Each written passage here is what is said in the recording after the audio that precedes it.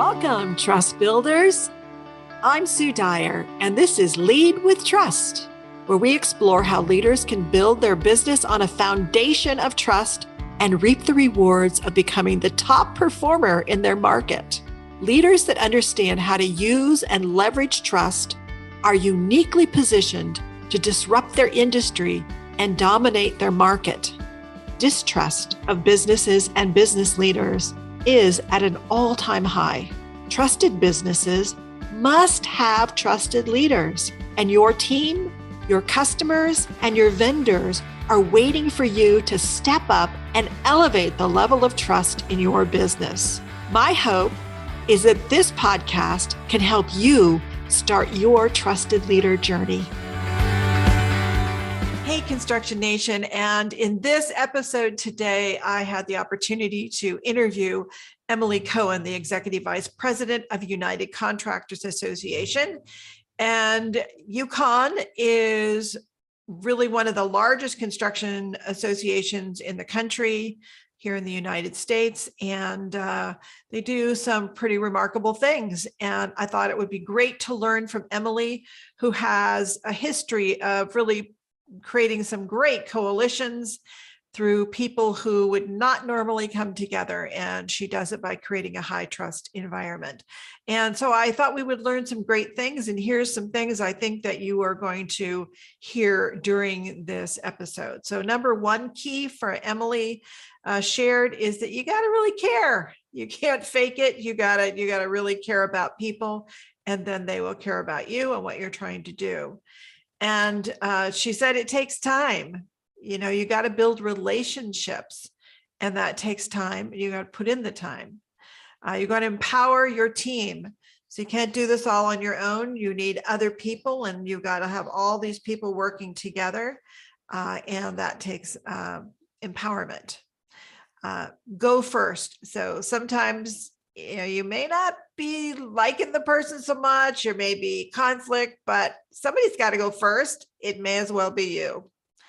I love that she talked about do what's right for everyone. And you get your power from really doing what's right for everyone. And then she talked about being transparent and open.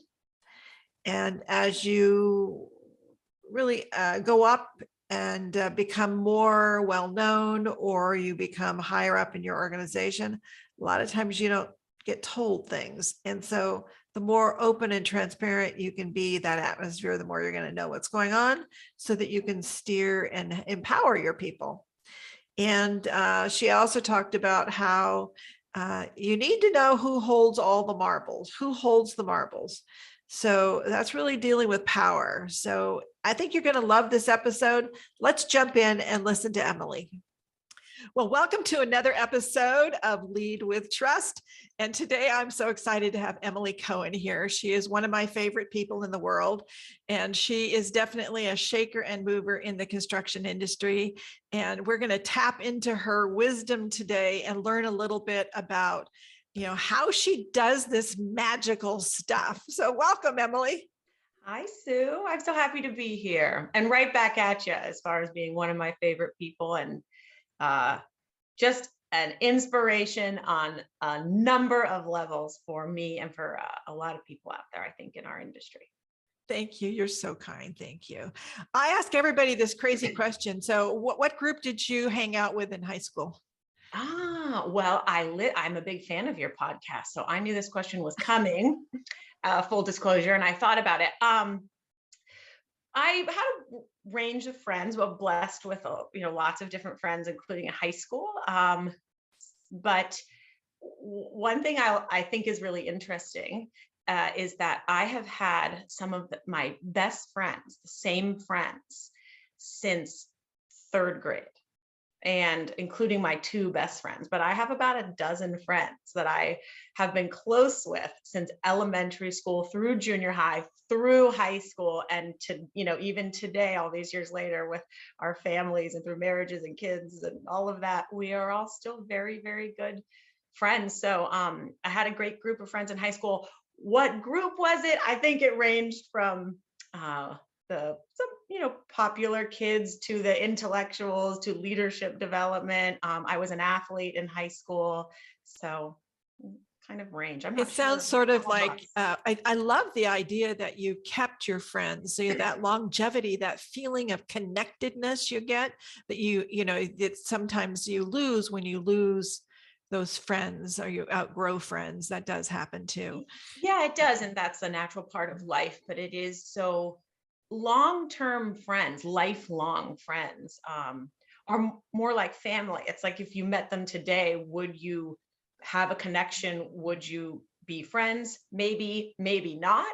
But when you've known somebody your entire life, uh, it's just kind of an incredible relationship, an incredibly unique relationship. Yeah, my two best friends in the world, I've traveled all over the world with them. I've been through highs and lows with them. We have been best friends since we were like 9. That's so And awesome. I'm, I I'm love that. 37, but maybe edit that part out. I think that's very, very special. Yeah, very special. So, Yeah.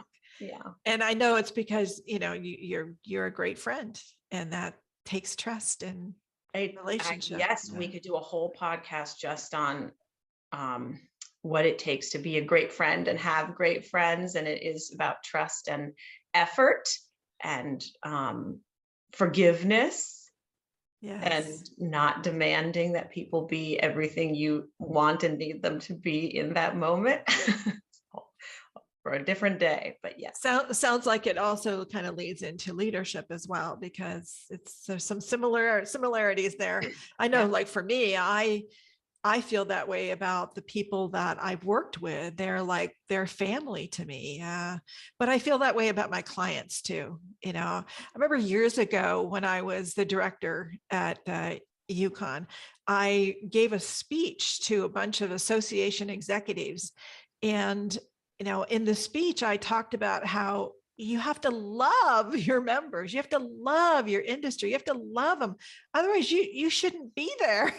Yes, I think, well, I hope that the people listening know the unique history, I guess you and I have, or the full circle, because you were the first female, right? I think you were the first In the female, United States, yeah. right, to run a trade association. And it was my trade association. It's United Contractors.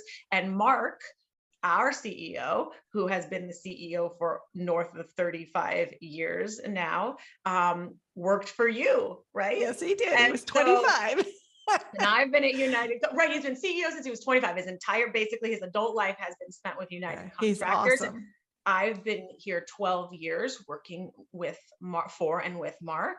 And I think the impact that you had, I know that the impact you had as executive director or CEO of the organization at the time had an impact on him, and it has, which has had an impact on me. And I hear him say things, he'll say, well, Sue, when I was 25, gave me this advice. One of the pieces is defer to the collective wisdom of your board. And 35, 36 years later, I mean, that's his religion, and that's our religion as an organization. So the impact that you had, the impact that a leader can have on an organization, I mean, is pretty remarkable. But I get to still see it today. And so I love it, because I hear you say things and I'm like, Mark still says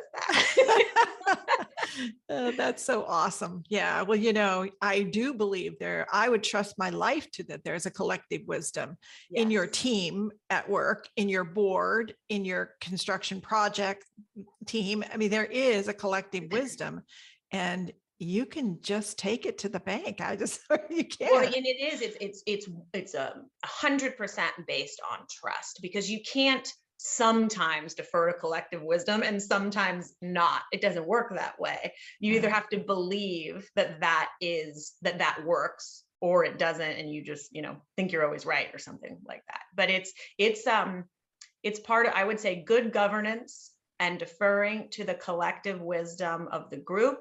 Those are two pieces of our organization that are religion. Yes. We do not go off course from those two things, even when it just requires blind trust.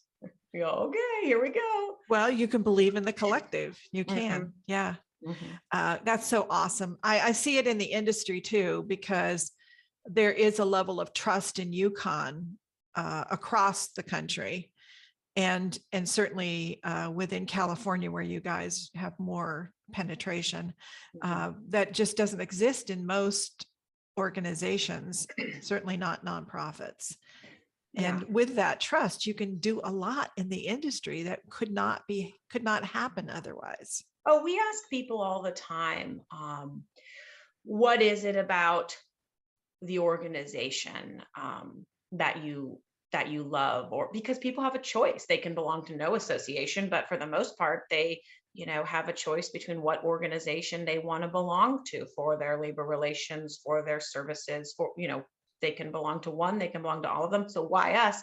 And I mean, almost always when they've been with us a certain period of time, it's that we operate like a family. And to your earlier point, we genuinely love we have a genuine love for our members and our team members inside of United Contractors. You just won't make it inside of our organization if you um, can't get on board with that. Like, you have to love our members and just be delighted and excited about helping them every day in little and big ways.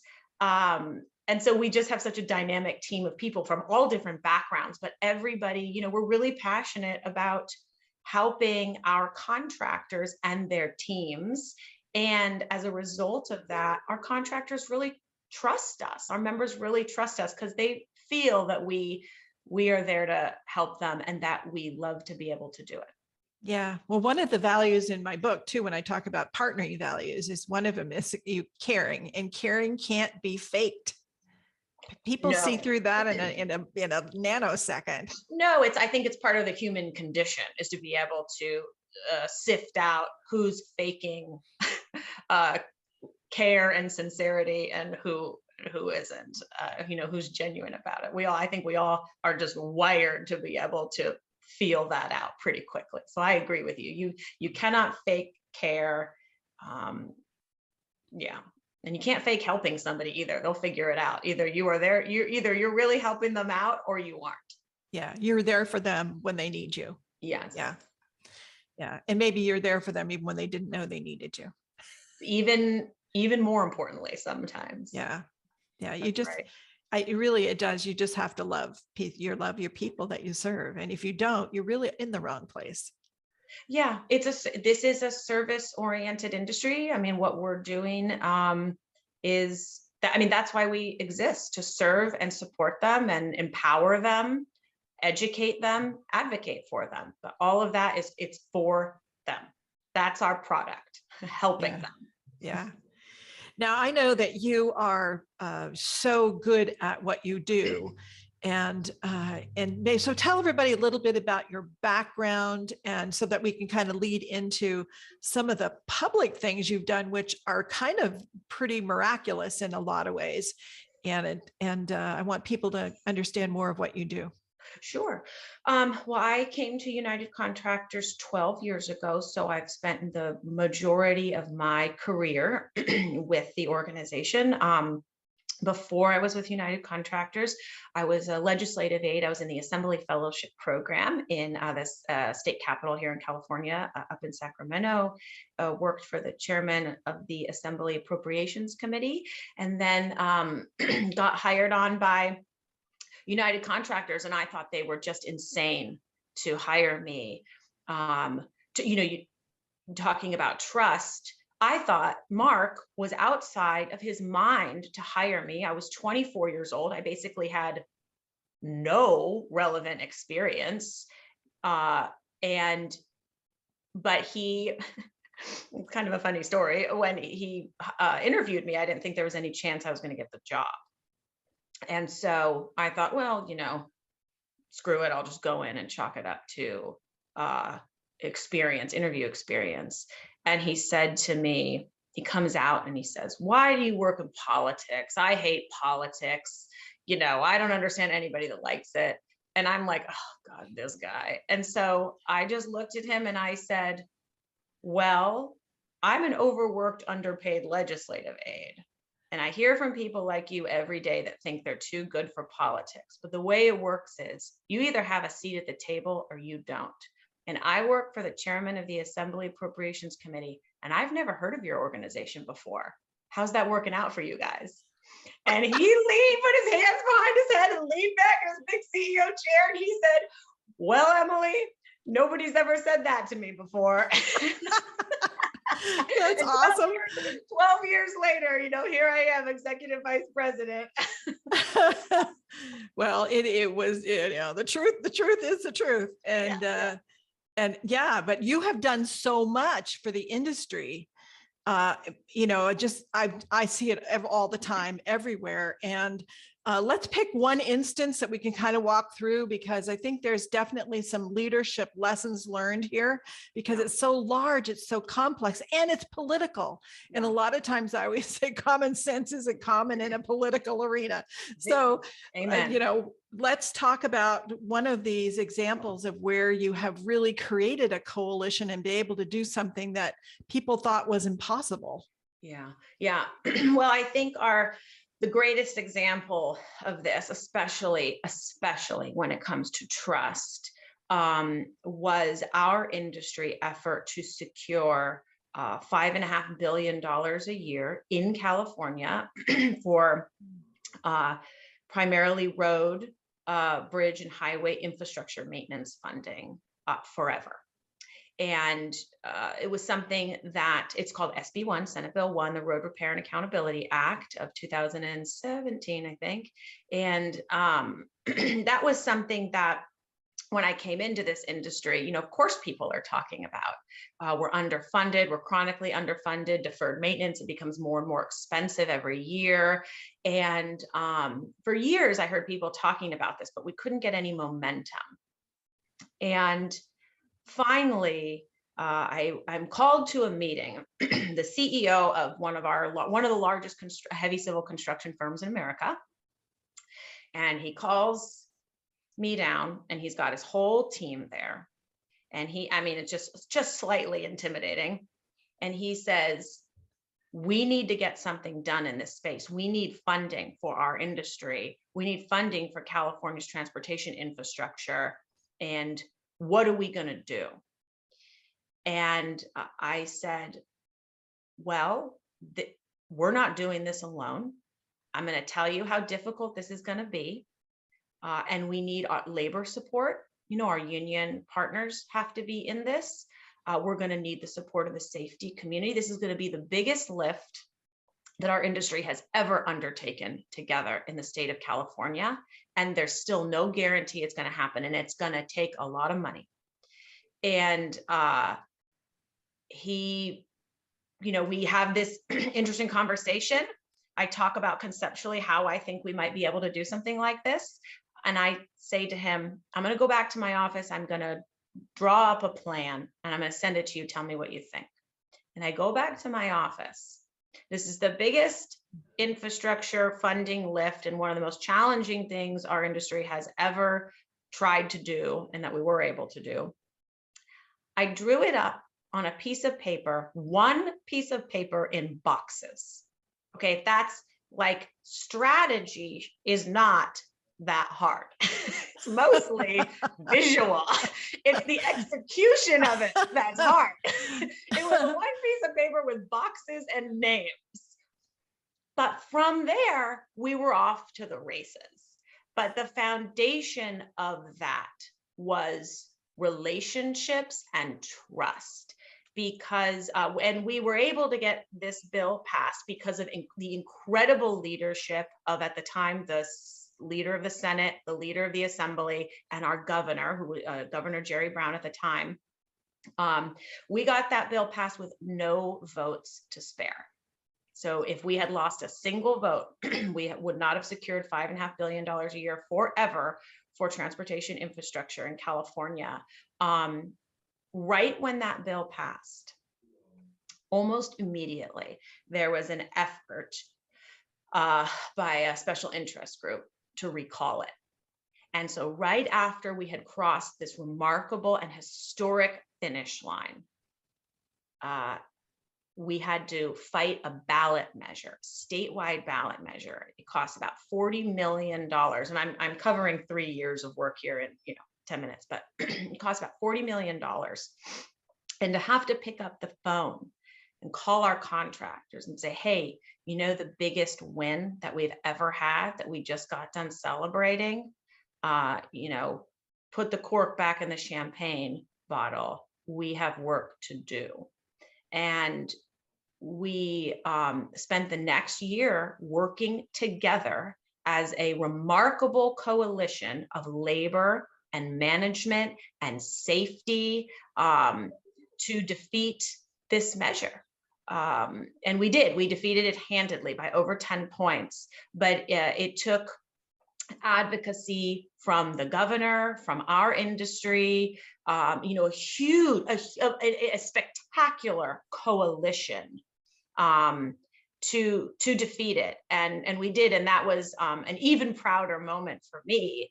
But that required relationships and trust. When somebody writes you a $100,000 check, a $50,000 check, a $10,000, when somebody gives you their money because you call and you ask them for it, you say, hey, Joe, I need to defeat this measure. It's going to take X millions and millions of dollars. Would you contribute to that? Oh, sure, Emily, what do you need? I need you to write a check for $100,000. And they say, okay, I'm going to do that. I mean, I can't tell you, even today, I think about that. That level of trust they had in me and in the leadership of the coalition, which was certainly not me, it was a much broader group of leaders, but including me. I think about that to this day, how important that is to not let them down. There's no guarantee we were going to be able to defeat this measure, but what I could guarantee them is that we were going to do everything in our power and give it everything I personally had to make sure we could defeat it. And I take it so seriously that our members give us money, their hard-earned money, out of complete trust. Nobody asked me for a lot of information. Nobody said, send me all the information, send me your plan, send me your strategy, send me something. They all just said, here you go get them. And that didn't come overnight. A lot of things had to come together for this to work. But one of the essential components of it was that it was built on a foundation of trust that took years. I know these people and they know me and they trust me and I trust them. And that is not something you can build overnight.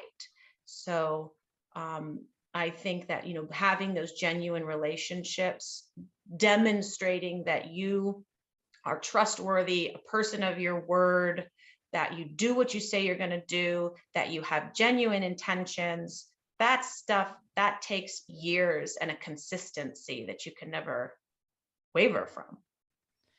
Yeah, I think that's so profound, and that you care. Yes. And that they know that you care. That's that's built into the cake. Yeah. And I also think that, you do this on small ways and big ways in lots of different arenas.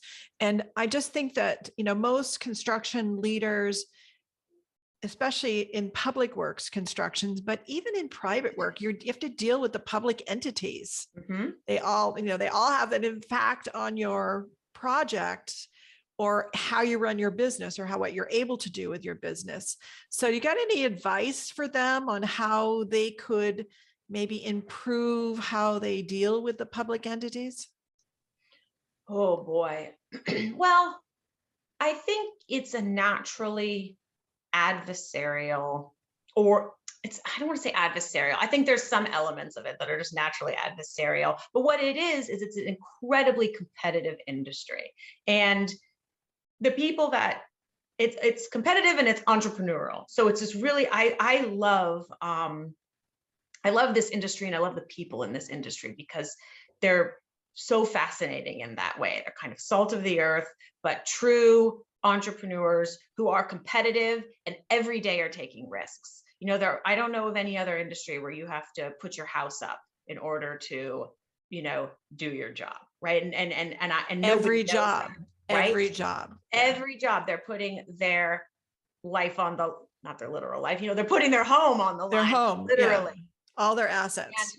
And so you have to be somebody that likes to take risks and kind of thrives in that space to thrive in this industry. So, doing public works, it's a lot of bureaucracy, it's taxpayer dollars. And so public public agencies have a responsibility.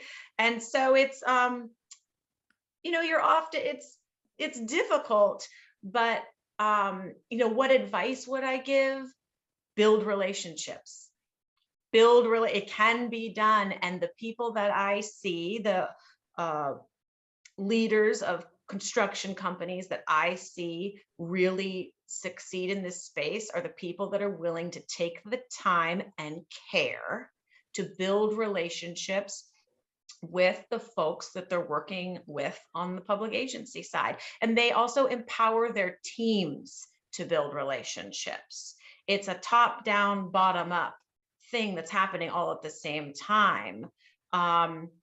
And I always say, somebody has to be willing to go first. So if they're a real pain in the ass, if they're being very difficult, if they're adversarial, I always say, well, be the one to go first. Be the one to forgive them for being difficult and try another way. Try to work it out with them. Own your mistakes. Own maybe where you've been wrong or where there can be improvement, and see if that breaks down the barrier. Just give it a try. And I think that can really, really help. I kind of hone out of there that it's about building a relationship. If you just even focus on that, you're building a relationship, not a transaction. Yes. When you know somebody personally, or when you feel like you know them personally, it's hard to just tell them to, F off. When you kind of know that they have 2 kids and one's in college and one's over here and they love soccer and their wife's name is so and so, and nobody wants to let that person down. And I just don't think we're built that way. No matter how competitive, no matter how adversarial we are, I just don't think human beings, we're actually built for connection and we're built for care. No matter how competitive of a space we're in, I just think we're far more built to work together than we are apart. And I do think that what happens when you have public sector folk is that a couple things. One is that they are taught to fear. Mm-hmm. And maybe they see their role as protecting because of that. Mm-hmm. Oh, sure. And yeah. so, the only way to kind of penetrate that is to realize you don't have anything to protect against here. I'm not here to hurt you. I'm here to just have a dialogue, a conversation, to explore what's possible, to understand each other. Then you come into a very different kind of place where you can maybe explore what could work and what can't work. I think it's the very first thing that you said there, which is remember where they're coming from. They're not coming from where you're coming from, and they have had different experiences, and we're all shaped by our experiences. And if you have spent your career in the public sector, you definitely are not coming from a space where you're encouraged to take risks.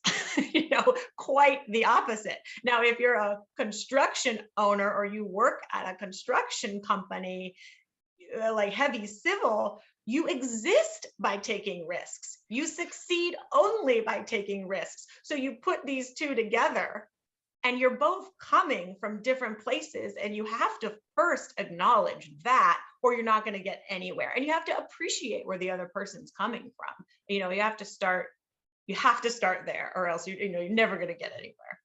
That seems like really great advice. Yeah. I see when too, like on a project, when you're a public project, people don't understand, they don't get that the owner has the power. Yes. And so you have to realize that there is a power imbalance, and there's always going to be a power imbalance. The owner has the project, they have the need for the project, they have the funding for the project, they decide the delivery method for the project, they decide how much money they're going to spend, who they're going to select, and what decisions are going to be made, by when, by whom. They're the ones with the power.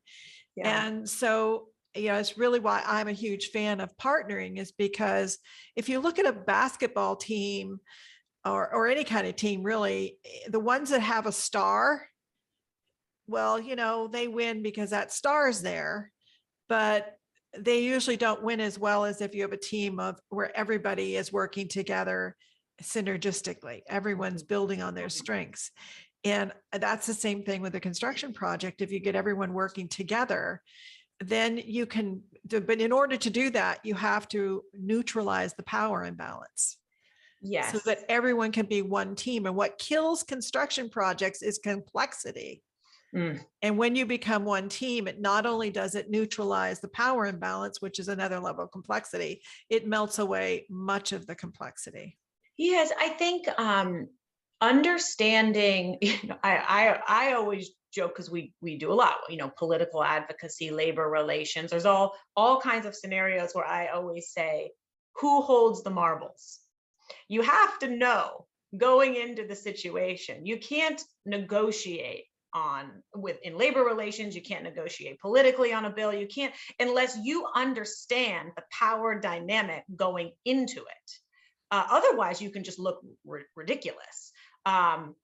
It's so much smarter to understand, to take the time to thoughtfully understand the power dynamic. And by the way, that's not just for the person who doesn't hold the marbles, that's for the person who does. So I think any leader, of a company, of any kind of company, but including public works, agency leaders and those owners in that space, you have to know and reflect on the fact that you hold the power, and think about how you can use that in the right way. Because you can be a jerk about it and just use it to hammer people and just to treat everybody like a nail. But you can also use it effectively, which is to be really self-aware of the fact that you hold power as the manager, as the leader, as the CEO, whatever it is. And how do you want to use that to actually meet the mission and to bring people together? I think when you're the person with the power, you have to make sure that you're taking the time to listen to people who may not be as willing or eager to speak up, knowing that you hold the power. You have to go out of your way to listen to those people, to encourage them to speak up. You have to know when to hold back, because you're, just saying, let's do this. People might just defer to that. And to quote a very wise woman, Sue Dyer, you have to defer to the collective wisdom of the group. And that is even when you're the person in charge. That doesn't mean you have the best idea. It's especially when you're the person in charge. Right. Exclusively when you're the person in charge. Yeah. That kind of reminds me of how, when you talked about they got to do what's right. And for me, right has always been what is right for everyone concerned. Because what I found is the way, even if you don't have authentic power, if you are always looking to do what's right for everyone involved, people give you their power and Yes. help you. Yes. Oh, yes. That has been a secret to my career, or the success that I've had in it, has been that I think people see that I'm trying to do the right thing. I'm not trying to do what's right for me. I'm trying to do the right thing for our members and even for the industry as a whole, which is a level up. And when people see that, it makes all the difference. And you're right, people want to help you help them. And when you are seen as somebody that is fair and reasonable and is trying to do the right thing genuinely, people will move mountains for you. People will move mountains for you. And I wish that more people could see that and experience that, because it's so powerful. It's so powerful to have people work so hard to help you achieve something because they believe that you are in it for the right reasons and that ultimately it will help them.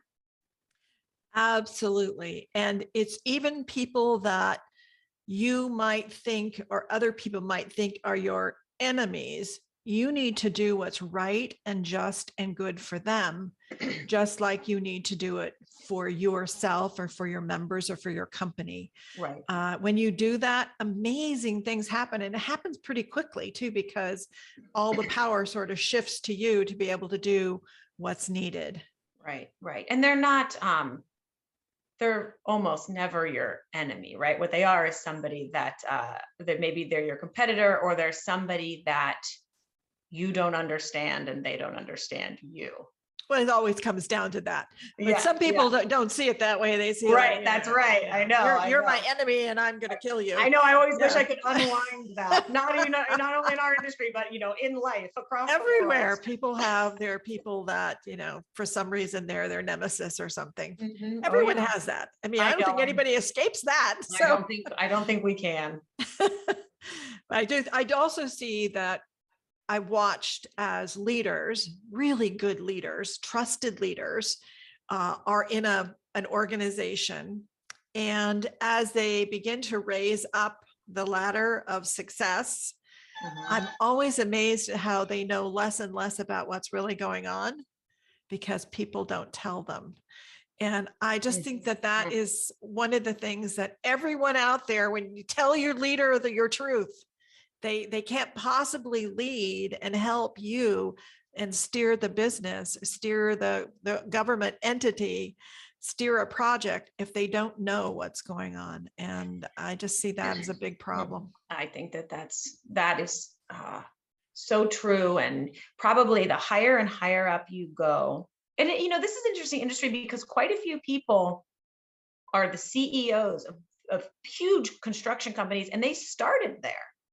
And they worked their way up within their company. So they know a lot, right? They do. But at the higher up you go, you're right, people start giving you less and less information. And I think people do it out of a good intentions. Maybe they're trying to protect the boss or whatever. But I do think you have to be more conscious as a leader, the higher up you go, to be more and more transparent and to have an open door policy, so to speak, so that people feel like they can really come talk to you and approach you with not just problems, but solutions. Opportunities too. Yeah, opportunities. Yeah.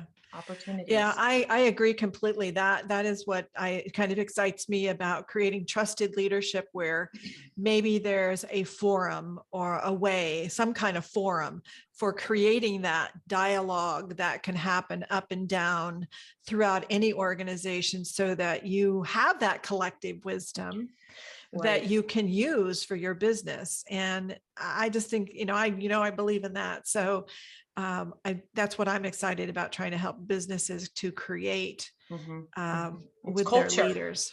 Yeah, I think that's the business culture you create. It is. I sometimes think leaders think they're doing a good thing, and I understand the natural inclination to kind of build a fence around yourself and just keep your trusted team around you. But when you build that fence, you're protecting yourself from some noise, but ultimately you're not letting in potential opportunities, new ideas, innovative solutions. So you have to build that culture that feels transparent, and where your team members from the bottom up feel like they belong and feel like they're part of the solutions. Yeah, that high trust culture, because without cohesion, you don't get any momentum. So without that, in my trusted leader model, the primary role of a leader is to create the high trust culture. That is their primary role. Yes. Everything else is secondary to that. And if you do that, you will be amazed at what will happen. You'll be able to have people feel like they belong. You'll have people feel like they are a team, and they're committed, and they're cohesive, and they're innovative. And then they create things that are pretty remarkable and Right. allows you as a Right. business or a company or an organization to do things that are pretty remarkable. Absolutely. I think a leader's job is to, a great leader knows that their job is not to be the expert in everything and to have all the answers. Their job is to build a great team and empower those people to do their job really, really well. Yeah, and support them. Support them. Well, I want to thank you so much for being here. And any last words of wisdom to construction leaders on anything they can do to create that kind of environment that you see in the industry, the need for? Well, my words of wisdom to them, I should get words of wisdom from them, but I think that we are at a crossroads right now as an industry. A lot of industries are, but particularly ours, around recruiting, retaining, and developing the next generation of industry leaders. We need, I think we're past the point of small incremental changes, and we need big, bold changes to do a better job of recruiting a more diverse cross section of people into this industry. The time has come. We have hit the ceiling. We will not be able to meet the needs of this state or country as far as building infrastructure if we cannot get a talented workforce in the right numbers into our industry. So we have to start making some changes together. And I will plug United Contractors for that. We have made it our mission to offer professional and leadership development courses. We offer 75 different courses this year alone, including kind of industry tailored executive leadership development programs. And we always say it's leadership at every level. So we are really trying to meet this moment for our members and give them the resources and tools they need to help recruit, retain, and develop their next generation of industry leaders. And I hope you'll come back and we can talk more about that, because that's close to my heart too. Yes. Yeah. Well, thank you, Sue. And I will come back anytime, anything for you. How do people get a hold of you? I am on LinkedIn, so they can find me on LinkedIn. And then I also have a personally, I'm at ehccontent.com, which is I do writing and storytelling communication strategies on the side for different businesses and individuals. And so that's a place you can find me as well. And I'll put both of those in the show notes here. And I bet that most of the contractors in the state of California listening today have my cell phone number too. They know where to find me. Well, thank you so much, Emily. I appreciate you so much. Thank you, Sue. Right back at you. You're doing amazing things.